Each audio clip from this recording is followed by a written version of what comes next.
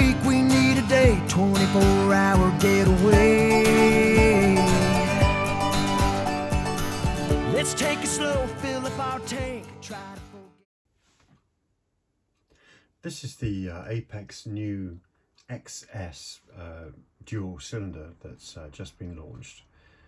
As you can see, it's a 1-star rating, British standard. And the first thing that you notice about this cylinder when you pop the key in is just how smooth it is. It's very smooth, nothing's binding. The key actually moves in and out the lock very smoothly. And if you have a look at the key, you can see very much what you would expect to find inside a 1-star lock, which is the extremes of bitting, potentially max adjacent cuts there on the key, going from a full cut down to a low cut. So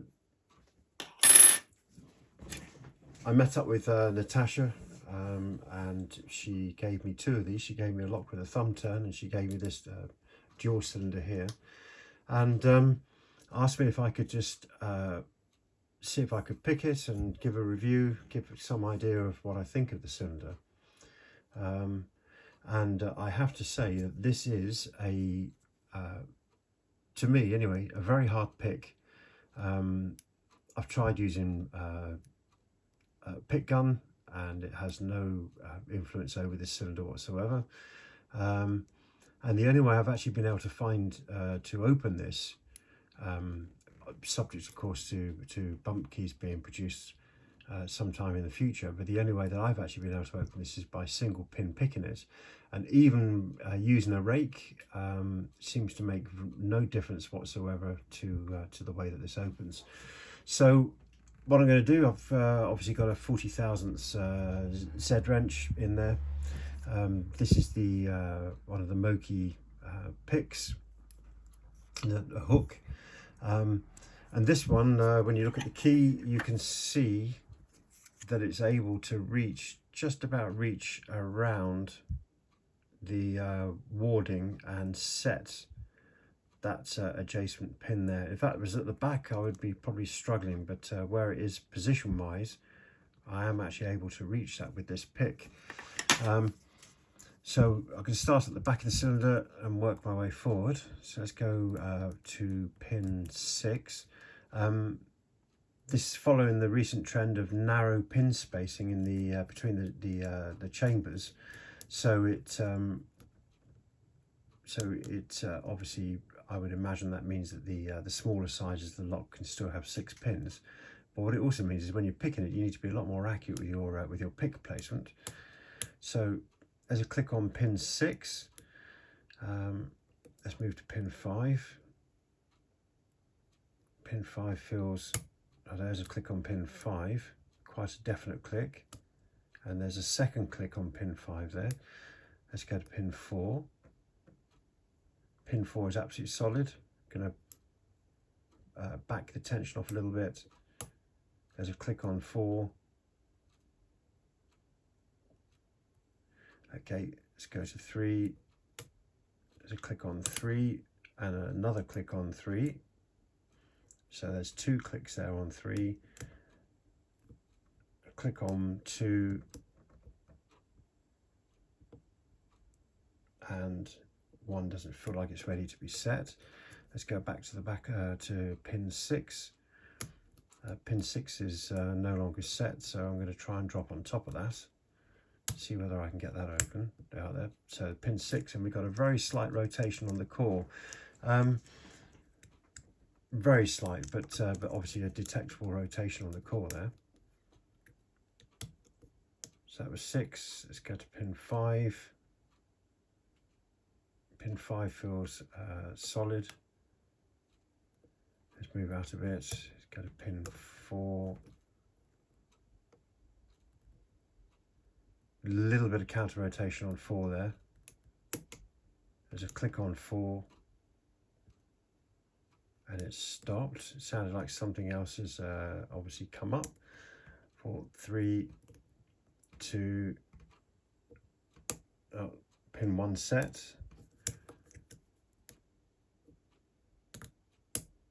Oh, there we go. Well, that's the I've practiced this lock a few times, and that's the quickest that's opened.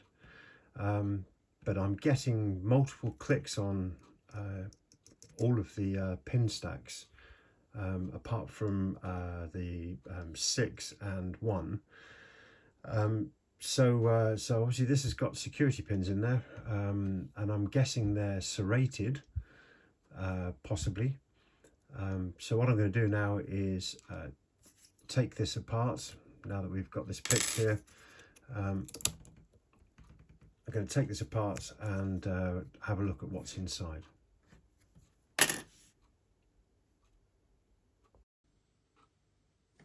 Right, well, to be perfectly honest, as you can see, I've had a bit of a disorderly gutting, but that was just one half of the cylinder. The reason being is I managed to lock it up again before I could complete the gutting, and I've been trying to pick it since, and I haven't been quite so lucky, so I kind of timed out. So I've taken the back half of the cylinder out in a disorderly manner, and what I'm going to do is I'm going to gut the front half. So I'm going to let's just see if we can get the core rotated and out a little bit, and then we can pop the cam out. There we go. Cam and spaces and what have you. Okay, now let's just have a little think about this, because when I took the core out from the other side, there are the 6 main pin chambers, and then there's 4 down the side there, which don't appear to be used for anything. But obviously, if they're in the wrong orientation and you pull that core out, then you're going to have a gutting disaster. So if we have a look, it's like that, which means that if I turn the key 90 degrees clockwise, I'm going to be able to get that this core out this side without having an absolute travesty. So let's pop that in there. Let's put the follower in, plug follower, and we'll just see how this goes. Let's hope it goes well, because I don't really want it to be that disorderly again.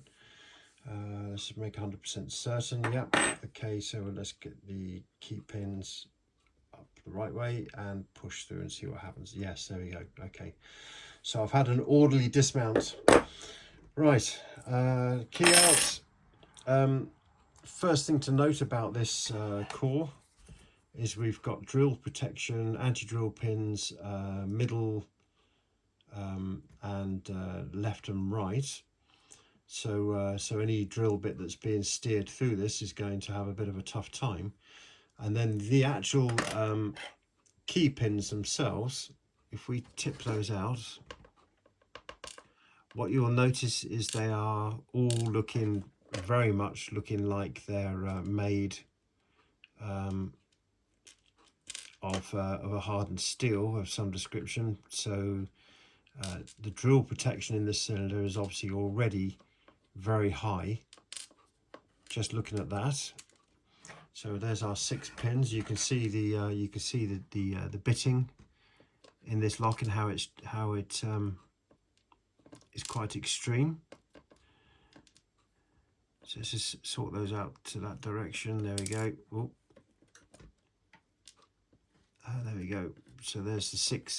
There's our 6 key pins, and they're all basically standard pins, but in steel. And then if we look at the core, you can see the sacrificial cuts here. So obviously there's a snap protection and there's drill protection. And that's interesting. What I can also see there is, and I don't know whether you're going to be able to see it, but this pin chamber 3 has got a shelf in it, so it's blocked. So pin 3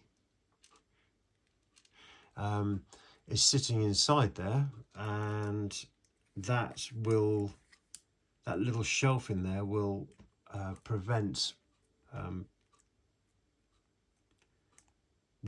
picking with a leashy tool like it does on the Yale, but also I believe that little shelf is potentially there, we can see it quite clear there on that way around. I'll see if I can get a better photo for you. It's possibly also an anti-bump protection as well. So so just in this alone, we've got the anti-drill, we've got the anti-pick, and we've got anti-bump. So but here's the exciting bit. Let's see what we've got inside, driver pin wise. Again, on the actual cylinder body itself, you can see we've got another sacrificial cut here. The obligatory drill protection to protect the Bible on the front, and then you've got this strap between to obviously stop the snap attack as well. So and there you can see is the narrow pin spacing. So far everything that you would expect to find on a 1-star lock. So let's just take these driver pins out in an orderly fashion from this side. So pin 1 is a standard in steel. So in other words, another anti-drill pin there at the front. Pin 2 is, so look, there we go. Pin 2 is a funky looking spool pin with serrations on it. So it is effectively a serrated spool pin.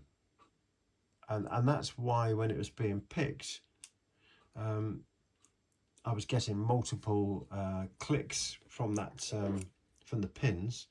Let's go to pin 3. Pin 3 is another serrated type spool pin. Evil things. 4 is another serrated spool pin. Obviously they're in brass. 5, yes, again, is another serrated spool pin. And then in 6, yeah, in 6 is just a plain standard pin, but obviously in hardened steel again. And looking down, I can see that the springs all look standard. Let's tap those out. There we go. So we've got six springs. See if we just arrange those in there. Yeah, so so they're all the springs are the same. So I'm assuming that the anti-bump protection is going to be that shelf in the actual core itself, which I'll take a close-up picture of and show you. So there we go. That's the contents of the cylinder. So we'll get a close-up of those in a minute. So and good look. And now we've got this fully apart. Let's have a look inside. So inside, it doesn't appear to be any sharp lips or anything for catching those pins on. There's other than the actual sharp lips themselves. And one of the things I noticed, if you look, you can see that there's, I wouldn't describe this as the tightest of fits. There's a little bit of slop there between the core and the actual lock body. When the key's inserted and turned, it doesn't seem to make it run any less smooth. But what it does do though is that little bit of slop there helps all of these serrated driver pins to bind up and make it a really difficult pick. So so there we go. That's the contents of that lock, and everything you would expect to find in a 1-star lock is there. So the so we've got the anti-drill, we've got the anti-pick, we've got the anti-bump, We got the snap protection. So yeah, all in all, I would say that's a very well thought out and put together cylinder that that is going to present a lot of problems for people who try and pick it, but also people who potentially are going to try and drill it or snap it out the door. So yeah, all in all, everything you would expect to find in a 1-star lock, and it's offering a great security package.